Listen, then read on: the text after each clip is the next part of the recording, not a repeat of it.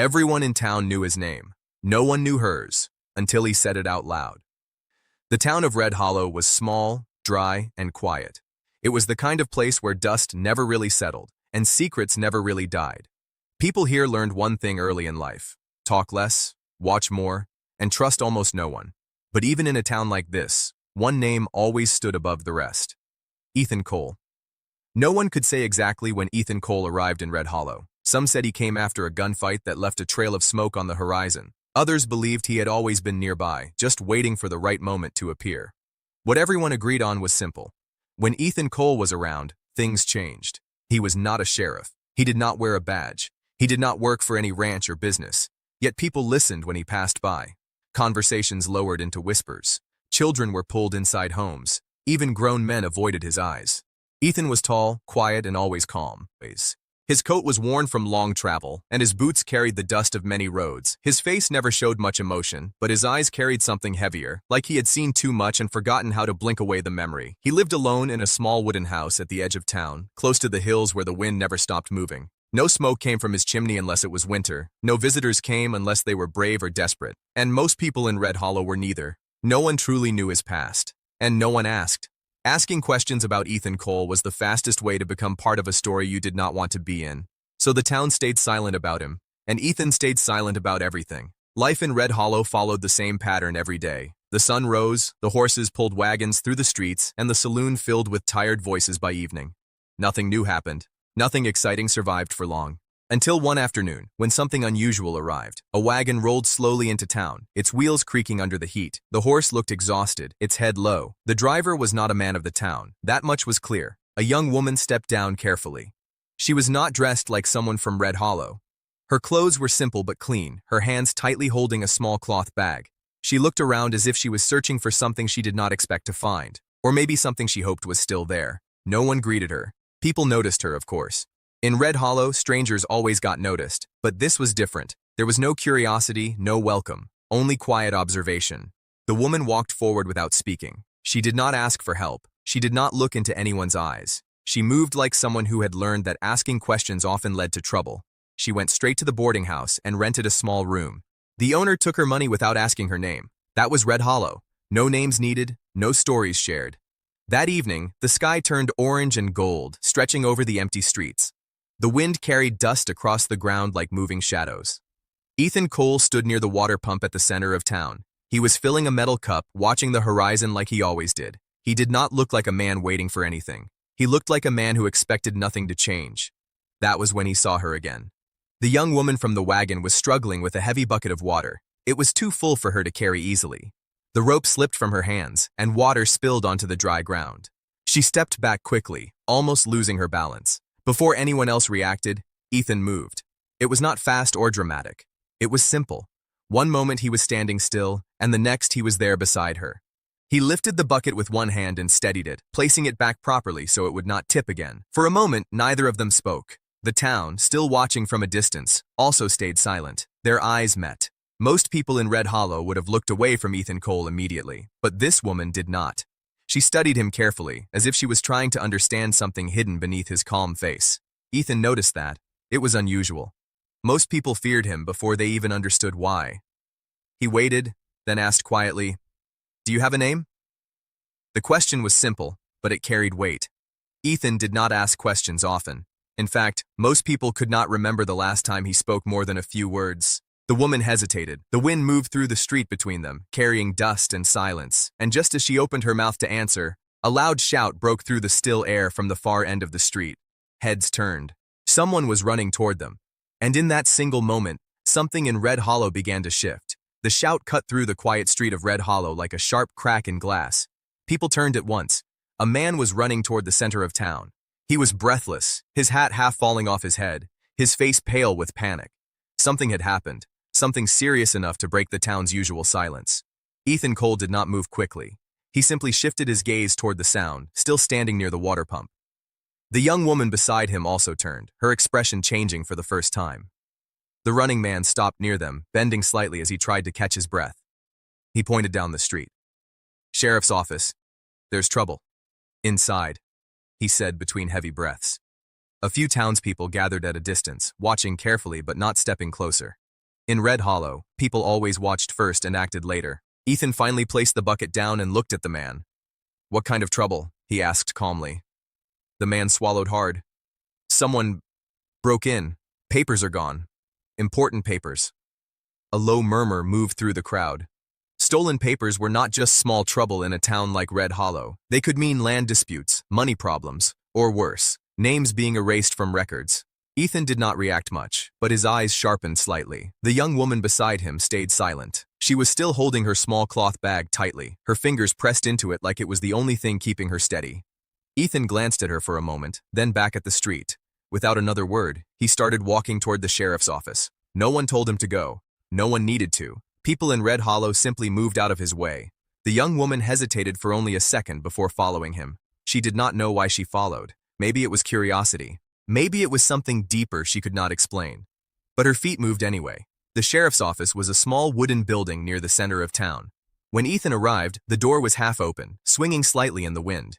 Inside, papers were scattered across the floor. Chairs were pushed back. A lamp had fallen over, leaving a dark stain of oil on the wooden boards. The sheriff, a tired man with gray hair, stood behind his desk, looking frustrated and confused. "This is not normal," the sheriff said as Ethan entered. Someone knew exactly where to look. No struggle, no noise, just gone. Ethan slowly walked inside, scanning the room. He did not touch anything yet. He simply observed. The young woman stood near the doorway, staying quiet. Her eyes moved carefully across the room, noticing small details. The broken drawer lock, the open cabinet, the missing ledger. Ethan noticed her attention. "You understand this?" he asked without turning. She paused. "Maybe a little." That was enough for him. The sheriff looked at her for the first time. "Who is she?" Ethan replied calmly. "No one important." The words were not rude. They were just honest in his tone. But the woman's expression tightened slightly. She stepped forward anyway. "This wasn't random," she said quietly, pointing at the desk. "Whoever did this knew what they were searching for. Not just stealing, selecting." The sheriff frowned. "Selecting?" She nodded slowly. "Some papers are missing, but not all, only specific ones." Ethan finally looked at her directly. There was a slight change in his expression, not surprise, but interest. "Which ones?" he asked. She hesitated again, then pointed toward a folder on the floor. "Land records, old ownership documents." The sheriff went pale. "That doesn't make sense. Why would someone want those?" Ethan did not answer immediately. Instead, he picked up one of the scattered papers and examined it. His face remained calm, but something behind his eyes shifted. After a moment, he spoke. "Because someone is changing ownership," he said quietly. Silence filled the room. The sheriff looked uneasy. "You mean someone is trying to take land illegally?" Ethan did not confirm or deny. He simply placed the paper back down. The young woman was still watching him, carefully, like she was trying to decide something. Then, unexpectedly, she spoke again. "My name is—" But before she could finish, a sharp sound came from outside, a horse neighing loudly, followed by shouting. People outside began moving quickly. Ethan turned toward the door instantly. The young woman's words stopped mid-sentence, her name still unspoken, and as they all rushed outside, they saw something that made the entire street freeze. A black horse stood alone in the middle of the road, and tied to its saddle was a small piece of paper, with one name written on it, but it was not Ethan Cole's name. It was hers. The entire street of Red Hollow froze the moment they saw the black horse. It stood alone in the middle of the dusty road, breathing heavily, its reins loose, as if it had been sent there and then abandoned. The wind moved slowly through the town, lifting bits of paper and dust, but nothing moved the way people did. Because people were afraid to move. Ethan Cole stepped out of the sheriff's office first. His eyes immediately locked on the horse. He did not rush. He did not speak. But his silence felt heavier than the noise around him. The young woman came out right behind him. The moment she saw the horse, her steps slowed. Something in her expression changed, like recognition mixed with fear. The sheriff followed last, confused and tense. "That horse doesn't belong to anyone in town," the sheriff said. "Where did it come from?" No one answered. Ethan walked slowly toward the animal. The horse did not run. It simply stood still, almost waiting. That alone was strange. As Ethan reached the saddle, he noticed something tied tightly to it, a small folded piece of paper. Carefully, he pulled it free. The town held its breath. Ethan opened the paper. For a moment, he did not react. His face stayed calm, unreadable. But his eyes sharpened slightly, like a man seeing a piece of a puzzle finally falling into place. The sheriff leaned forward. "What does it say?" Ethan did not answer immediately. Instead, he turned his gaze toward the young woman standing a few steps behind him. She already knew. Her face had gone pale. Ethan finally spoke, quietly but clearly. "It has a name." The sheriff frowned. "Whose name?" Ethan looked down at the paper again, then said it out loud. "Lena." The sound of her name in the open street felt different. It was no longer just a hidden identity. It was now something exposed. The young woman, Lena, took a small step backward. The town reacted instantly. Whispers started. People looked at her differently now, not as a stranger anymore, but as someone connected to something unknown and possibly dangerous. The sheriff's expression changed. "You're saying this horse was sent here? For her?" Ethan did not confirm or deny.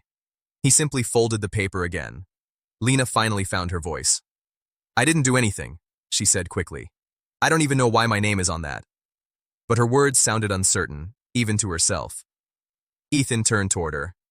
"I believe you," he said. The words surprised her. Even more, they surprised the sheriff. "You believe her?" the sheriff repeated. "Just like that?" Ethan looked at him calmly. "There is no reason for her to lie here, not in front of everyone." That silence was enough to make the sheriff step back slightly. But Red Hollow was not a town that trusted easily. People were already forming opinions. A stranger arrives. A break-in happens. A name appears on a strange message. In their minds, connections were forming quickly, even without proof. Lena noticed the stares. She pulled her small bag closer to her chest. "I swear, I don't understand this," she said again, softer this time. "I just came here yesterday." Ethan looked at her carefully. "Then someone knew you were coming," he said. That sentence changed everything. Lena looked up at him. "That's impossible. No one knew I would leave. No one from where I came from." Ethan paused. "Where did you come from?" he asked. She hesitated.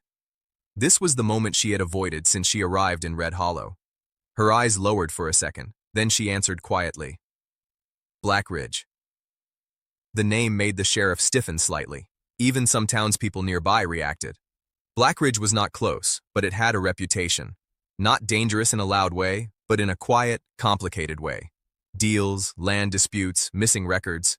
Things people did not talk about openly. Ethan noticed the reaction around them. Now things were starting to connect. He turned slightly, looking at the torn paper again. "This isn't random," he said. "Someone is tracking movements, watching arrivals." The sheriff shook his head. "But why her?" Ethan looked at Lena again. "That is what we need to find out." Lena swallowed hard. "I don't even have enemies," Ethan replied, calm as always. "Most people don't know they have enemies until their name appears on a piece of paper." A heavy silence fell over the street. The black horse suddenly shifted, stamping its hoof once against the ground.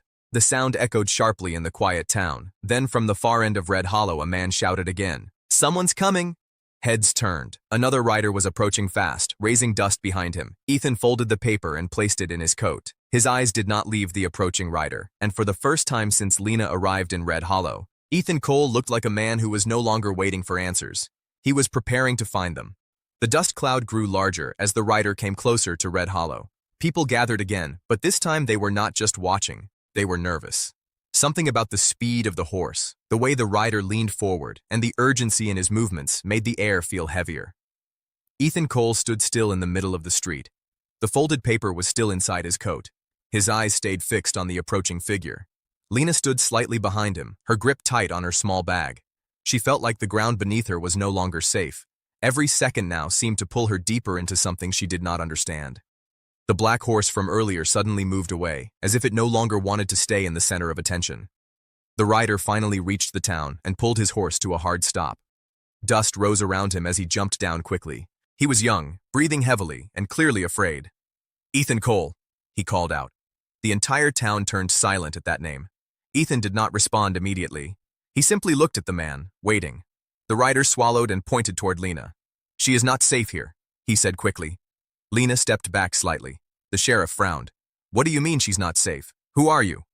The rider ignored the sheriff and kept his eyes on Ethan. "They know she is here. The ones from Black Ridge. They are coming." At the mention of Black Ridge again, the air changed. Ethan finally spoke. "Who is coming?" The rider hesitated. Then he said it. "The men who erased her past." Lena felt her heart drop. Ethan turned slowly toward her. This time his voice was softer, but direct. "You said no one knew you would leave Black Ridge." She nodded slowly, confused and scared. The rider shook his head. "She is wrong. Someone always knew. That is why her name was written on that paper." The sheriff stepped forward. "Explain properly. We don't have time for riddles." The rider took a breath. She was not supposed to survive the fire in Black Ridge. Silence hit the town like a stone. Lena froze. Ethan's expression did not change, but his attention sharpened completely. The rider continued. "Years ago, there was a land record vault in Black Ridge. Names, ownerships, contracts, everything was stored there. Someone wanted control, so they burned it. They erased records. They changed ownerships. People disappeared from paper before they disappeared from memory." Lena's hands started shaking. "That's not true," she whispered. "I lived there. I remember my home." The rider looked at her sadly. "You remember fragments, not truth." Ethan stepped slightly closer to the rider. "And her name?" he asked. The rider nodded. "She was one of the last living links to those records. That is why she is being hunted. That is why her name was placed on the horse. A warning and a signal." The sheriff looked shocked. "A signal for who?" The rider turned his head slightly, looking down the road behind him. "For them." At that exact moment, another sound echoed in the distance. Hooves, many of them, coming closer, fast. The town began to panic. People stepped back. Some ran toward their homes. Doors started closing. Fear spread quickly. Ethan did not move. Lena looked at him. "What do we do?" she asked quietly. For the first time, Ethan did not answer immediately. Instead, he took the folded paper from his coat and slowly opened it again. He looked at her name written on it. Then he said something that surprised everyone. "We stop running." The rider shook his head. "You don't understand. There are too many—" Ethan cut him off calmly. "Then we understand them." He turned toward Lena. "This town will not protect you by hiding. It will only delay what is coming." Lena's voice trembled. "Why would they come for me? I don't even have anything." Ethan looked at her directly. "Because you might be the only one who remembers what they erased." The sound of horses grew louder. Now everyone could hear it clearly. The sheriff raised his gun slightly, unsure. "We need help. We need backup." Ethan finally moved. He stepped forward into the center of the street. Slowly, he placed his hand near his coat, but did not draw anything yet. People watched him carefully. Lena stood behind him, still confused, still afraid, but now something inside her was shifting. Fear was still there, but so was something else. Truth. The rider backed away slightly. "They will not stop," he warned. Ethan replied calmly. "Neither will I." The horses reached the edge of Red Hollow. Silhouettes appeared through the dust, several riders moving in formation. The town held its breath again, and in that moment, Lena finally understood something she had been avoiding since she arrived. Her name was not just a name. It was a key, and Red Hollow was no longer just a quiet town. It was the place where everything was about to be remembered.